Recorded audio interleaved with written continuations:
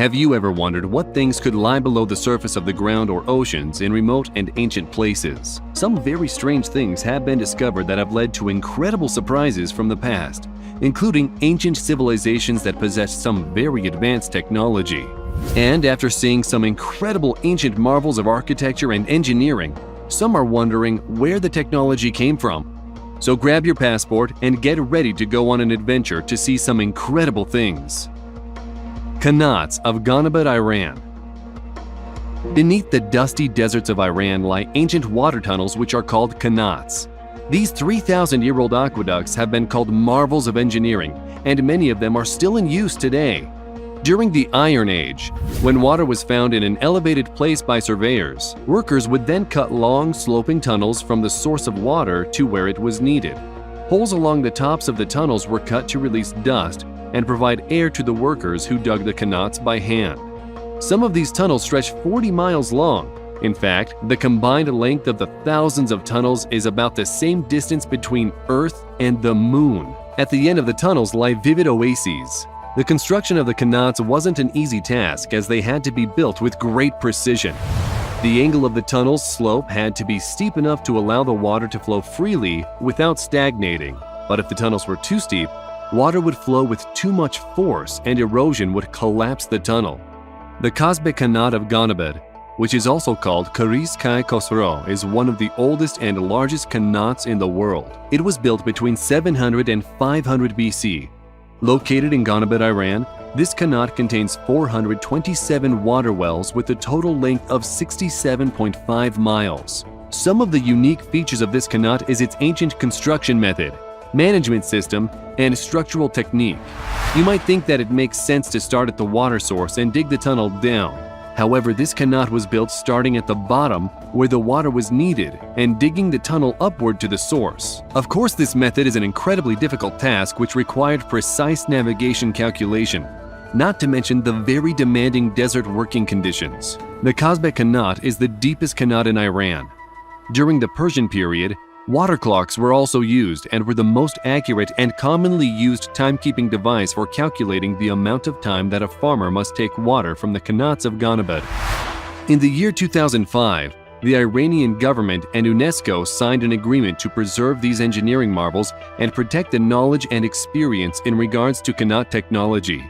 The preservation of this historical structure is a very important part of the country's history, in which places that were desert wastelands were turned into beautiful green desert oases. Mysterious stone structure beneath the Sea of Galilee. Beneath the Sea of Galilee in Israel, a giant stone structure was discovered in the summer of 2003. The monumental stone cone or pyramid is made of unhewn basalt cobbles and boulders. The entire structure is said to weigh an estimated 60,000 tons. It rises off the seafloor at 32 feet and has a diameter of 230 feet. To give you an idea of just how big that is, Stonehenge has a diameter of just half that size. The thing is, no one knows what it is, who constructed it, or even the reason why. It appears to be rocks piled on top of one another and could have been used to mark a mass burial gravesite. The boulders have natural faces with no signs of cutting or chiseling. It might even seem to some that it's a natural structure, but it is indeed human-made. The reason for this is because the closest deposit of the basalt zone is over a mile away. It is estimated that the stone structure is about 4,000 to 6,000 years old and was likely built on dry land before the waters of the Sea of Galilee rose, which then covered the monument. There are different theories of what it could be, and some have said it could be an ancient calendar, or an even more ceremonial structure called a sky burial, in which the fallen were placed high upon the stone mounds to be picked apart by vultures. Israel was supposed to investigate the site further to find out if it was indeed a burial ground. However, the only way to do this would be to take the stone pyramid apart to get to the bottom. And since it's covered by the sea, it makes it a daunting task. We'd like to know what you think it is. Let us know in the comments. Underground city of Derinkuyu. When it comes to beautiful natural wonders, the underground city of Derinkuyu is one to behold. It is an ancient place that was once home to 20,000 people. It is one of the largest underground cities in the world and is located in Turkey's Cappadocia region. It is one of over 200 subterranean cities that was carved out of volcanic rock. The city is connected to other underground settlements by tunnels that stretch for miles. One of the things that makes the city so impressive is its depth of over 250 feet below the surface of the ground. The other impressive thing is the organization that was in place that met the demands of the huge population living underground. It is believed that the underground city was started by an Indo-European people, the Phrygians, in the 8th to 7th centuries BC. One of the interesting things is that when the population became Christian in Roman times, chapels started to pop up in the underground city, and it is thought that the Christian population used this underground city to escape persecution by the Romans. It is known that during the Byzantine period is when the underground city flourished. During the Arab-Byzantine Wars, which happened from 780 to 1180, Derinkuyu was used as a refuge for Muslim Arabs. It was during this time that the long and dark tunnels connecting the subterranean cities were built. However, there is another theory that the ancient Anatolian Hittites used the area to flee invading enemies around the 15th century BC. This city was hidden for a long time until 1963, when during a renovation of a surface home, a wall caved in and an underground room that led to a subterranean passageway opened up. The ancient city has been open to the public since 1965 and is now a well-known tourist attraction. Only 8 of the 18 levels are viewable, but much of the architecture is still in place. As previously mentioned, the city was likely used for defensive purposes, and large stone discs can be seen sitting in their places, which could be moved to barricade doors. The stone discs had holes in them which were believed to be used to shoot arrows through. It is thought this is the first invention of the peephole that modern doors now have. It is not possible to open the doors from the outside, and they could only be opened and closed from the inside. This meant that the inhabitants had complete control over the complex. The passages were also so narrow that people had to walk in single file to get through them, making it much easier to defend against invaders. Within the enormous 18 levels of the city, researchers found kitchens, bedrooms, bathrooms, food storage rooms, oil and wine presses, water wells, storage areas for weapons, churches, schools, tombs, and stables for different animals like horses and cows.